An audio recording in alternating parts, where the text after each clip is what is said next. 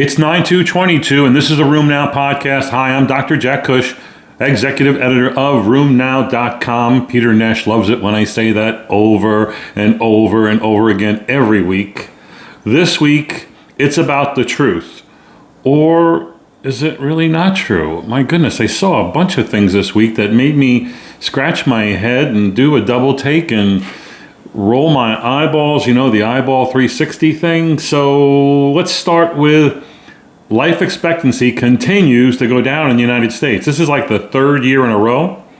More importantly, this is the lowest number that we've seen since 1996.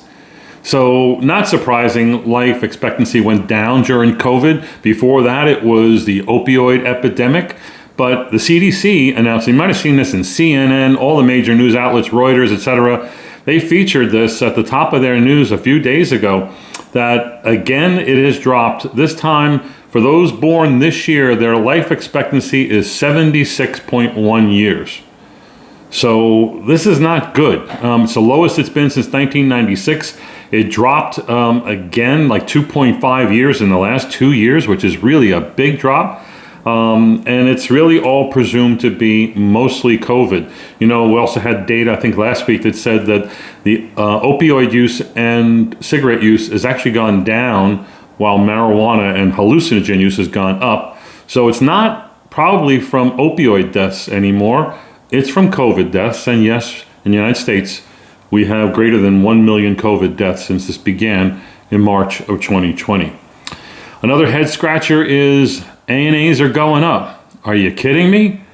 Are you not busy enough with nonsensical consults? Well, here we go, folks. In 3 different eras, the NIH NHANES survey study actually did ANA testing using an indirect immunofluorescence assay on Hep2 cells, sort of the standard, on over 13,000 people between 1988 and 91, 99 and 2004, and 2011, 2012. It's not even really up to date, and it's going up.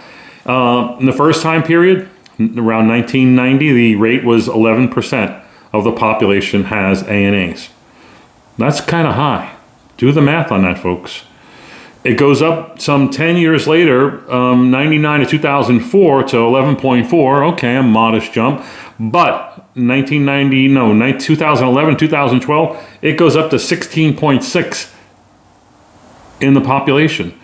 If you do the math on the adult U.S. population, that means that we now have 41.5 million Americans who have a positive ANA, and 60,000 of them have lupus.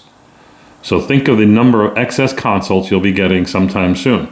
Again, it behooves us to not use the ANA as a screening test, to use it wisely only in patients who have lupus-specific symptomatology, therefore making it a good confirmatory test as opposed to a screening test or a diagnostic test. It's not a diagnostic test.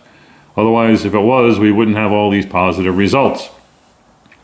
So I received a tweet this week that I thought was interesting. Do you think that, a tweet message, I must say, do you think that there's a higher risk of aortic aneurysms amongst psoriatics? And I thought initially, psoriasis and psoriatic arthritis, increased risk of cardiovascular disease. Maybe a small subset of that is aneurysms. I looked it up, and boy, I was actually surprised. There's a lot of papers that show that patients with psoriasis have a repeated significant risk of abdominal aortic aneurysms. Not necessarily death from abdominal aortic aneurysms, but abdominal aortic aneurysms. Some studies have shown higher rates, some significantly higher rates with higher degrees of skin activity in psoriasis. And one analysis showed that the rate was a hazard ratio of 1.30, a 30% higher risk. And that was significant. More so in those with disease activity, with increasing age, and more so in women than in men. I found that surprising and part of my head-scratching week. What's the number of people who get myalgias with statins? Based on our experience, where it seems like there's a really healthy number of people who can't take it. The number one reason is because of muscle problems. Lancet did a meta-analysis of this. and they looked at over 80,000 patients, almost 20 different placebo-controlled studies. At 1 year, the amount of myalgias due to statins over and above placebo rate was a 7% increase, meaning that 1 in 15 people on statins get myalgias. That's just getting myalgias. If you're on a high-dose statin therapy, big doses of atorvastatin, 80 milligrams or more, it's said to be maybe a 1 in 10 risk of having myalgias. And you do know that only a fraction of those people go on to actually get true myositis, muscle disease, muscle necrosis, etc. After 1 year, however, there was no excess in myalgias due to the statin, meaning the placebo rates and the statin rates how many studies can there be that have placebo going on out beyond 1 year? But there were enough of them that they said that emphatically in this Lancet meta-analysis. I thought that was interesting. This is the end of our head scratcher session when I tell you about the United Kingdom Biobank study that has almost 400,000 people in it. And they were looking for, and this is a report from Philip Robinson and people at the University of Alabama, Birmingham, and it looks at COVID associations. And in this very large cohort, they found that those people who are taking supplemental folic acid had an increased risk of a COVID diagnosis, a 50% increased risk, by the way, odds ratio of 1.51, and an increased risk of death compared to those not taking folate, 2.6-fold higher. What is this about? Obviously, in this UK population, where folate's not generally used or supplemented in most food products, they looked at those who are on methotrexate. It turns out patients who are on methotrexate did not have a higher rate of COVID or COVID death. Patients on methotrexate and folate did not have a higher rate of COVID or COVID death. So what could this be? Is this folate as a biomarker for people who are older, or they supposedly control for that, or some other lifestyle? I find this really unusual, and I always want to know, is it real or is it fishing for a p-value? Don't really know. Am I still going to take folic acid? Well, just in my multivitamin. I'm not taking extra folic acid. I wouldn't advise anyone to stop folic acid based on this data, because I think we need to see more good population-based research or an intervention trial. That'll take forever to do. I think the big information this week was the the FDA approving the two booster vaccines for these Omicron variants, BA.5, BA.4, BA.5 being accounting for almost 90% of infections in the United States right now, that both Pfizer and Moderna are ready to go to press and ship these out to you, and the FDA has approved them largely based on animal data, some human data, but they haven't been well studied.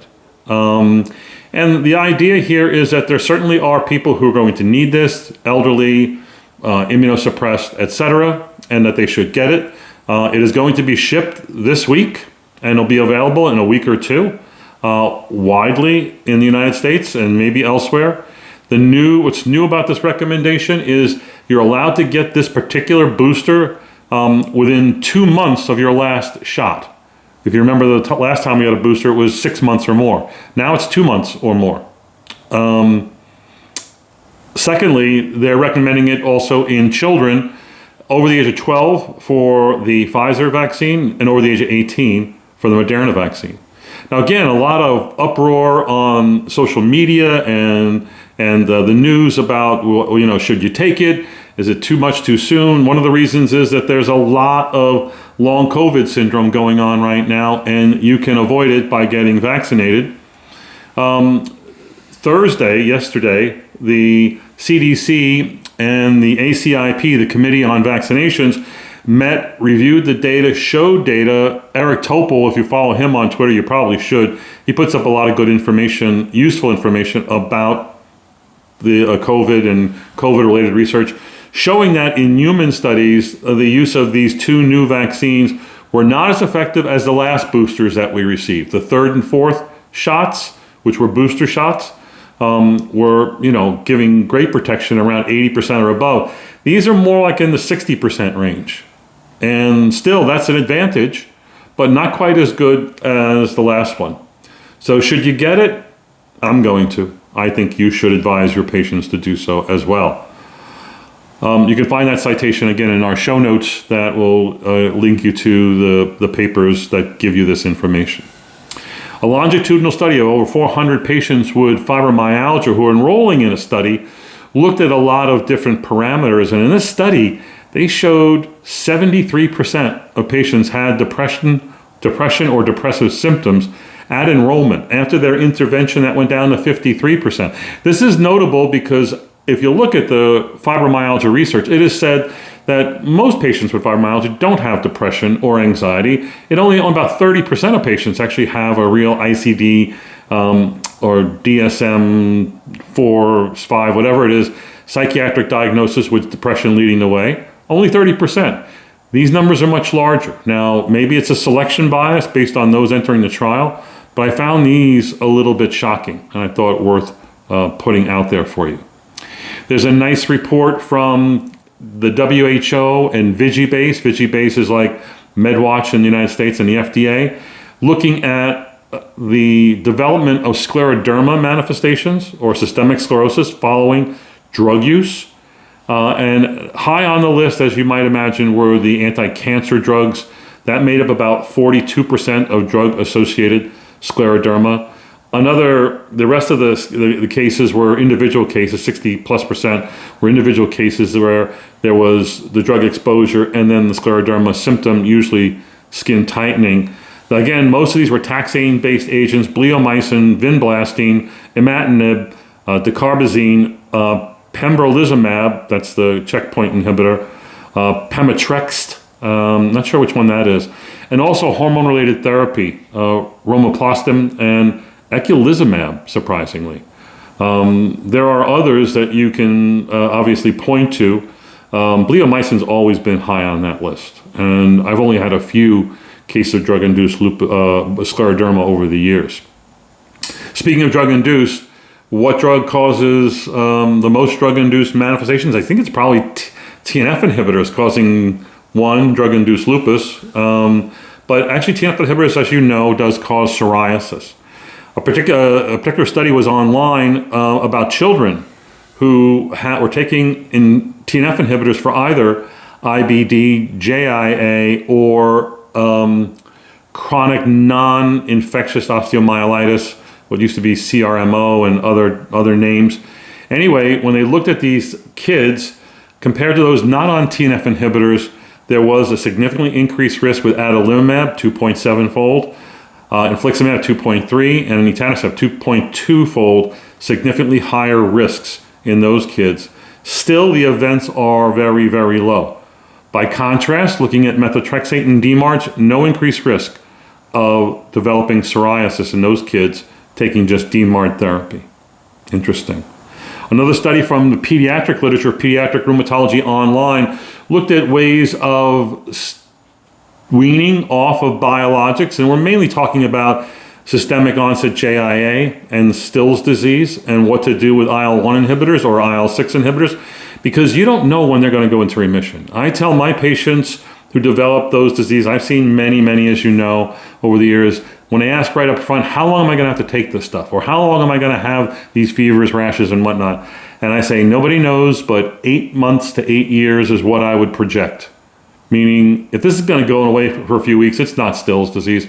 It was some intercurrent illness, and we'll never know. But 8 months to 8 years is probably reasonable, except I don't know exactly when they're in remission, especially when the drugs I'm using are working so well they have no symptoms. So one way to know when to do this is to just taper therapy. My rule is show me a year of no activity and then we can taper therapy. So what was investigated in this particular report were and found that there was no difference between these different regimens with anakinra, QOD dosing. I then go to every 3-day dosing. And if you're off anakinra for more than 3 days and you still have active disease, it comes back within 3 days. Some kind of still symptom comes back. But QOD is a good way to start. You can also do the same with canakinumab and tocilizumab, where you can't do every other day. You can either reduce the doses, the milligram per kilogram or usual dose that you use, or prolong the interval. Go from every 4 weeks to every 6 weeks to every 8 weeks, for instance, with canakinumab or with tocilizumab. Turns out that weaning off the drugs was most successful in those people who received biologic interventions early in the diagnosis of their systemic JIA. I don't know if that helps you, but at least someone is addressing the problem that may plague you.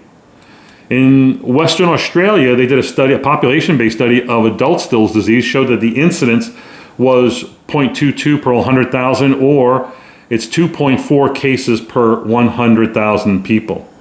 So, if you've got 1 million people, you can expect 24 cases in your city. You do the math on how many Still's disease patients in adults are running around this year.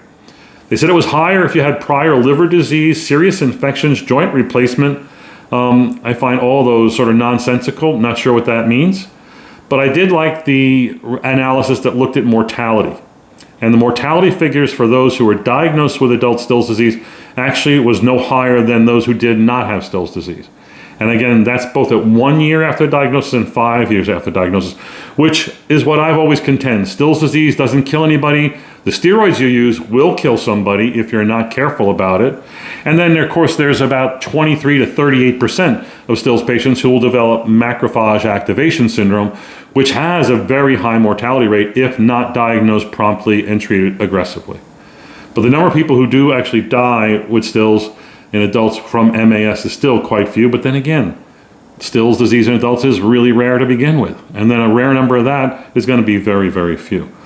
I put up a review this week, and it's come from Nature Nephrology, a nephrology journal, which talks about CGAS sting, enzyme cyclic GMP AMP synthetase, and self-genomic and mitochondrial DNA, which stimulates CGAS, which dimerizes and then binds to endoplasmic reticulum protein stimulator of interferon genes, STING, and this leads to an inflammatory cascade.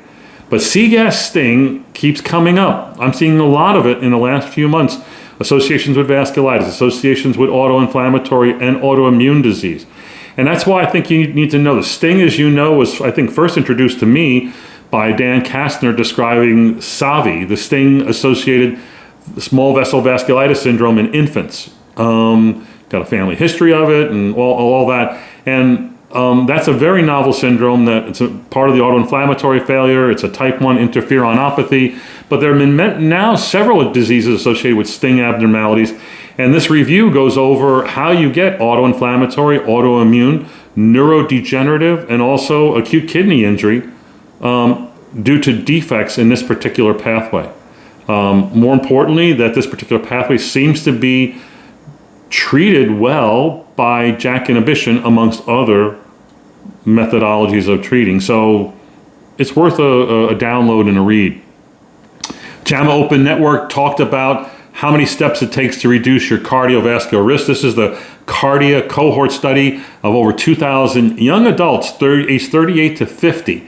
And they followed them for more than 10 years, and they showed the number was 7,000. If you take more than 7,000 steps a day, you had a 50 to 70% chance of 50 to 70% lowering of mortality over time compared to those who took less than 7,000 steps a day. If you're looking to advise your patients, 7,000 steps a day it is. If I go walking for an hour and have my usual day, I'm going to hit about almost 10,000.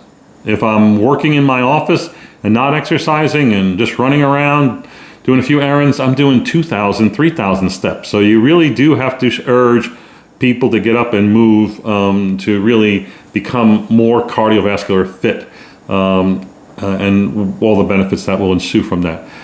This past week, a study, Cardiology Congress in Barcelona presented the all-heart study that actually looked at the value of allopurinol when given to 5,721 patients who did not have gout. So if you look at cardiology studies and you look at the associations between mortality and predictors, hyperuricemia is a bad predictor for really high mortality rates in cardiovascular outcome studies. So the idea here is that maybe, and of course that, we need, it's an antioxidant. We use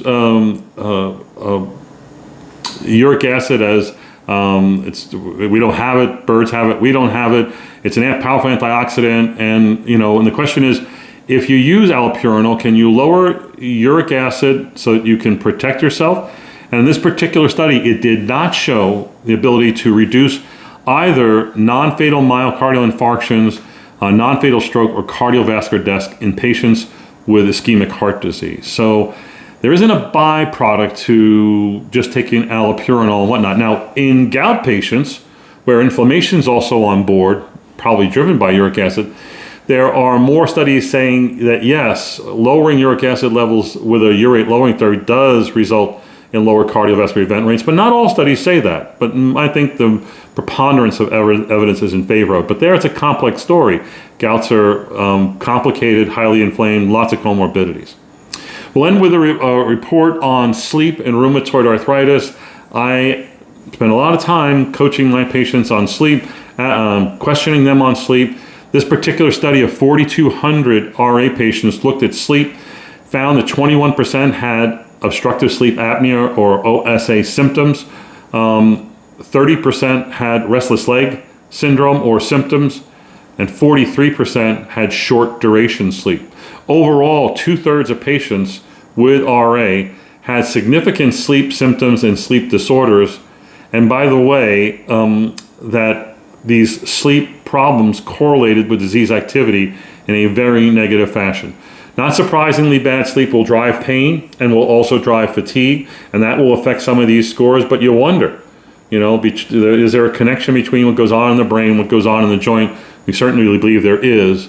Again, sleep is gigantically important to our patients. I want to remind you to give us a great review on wherever you listen to your podcast. We could really appreciate that. You can also go to the website or email and record your case or question that we'll discuss in future issues. I hope you have a good and safe week. We'll talk next week here on the podcast. Bye-bye.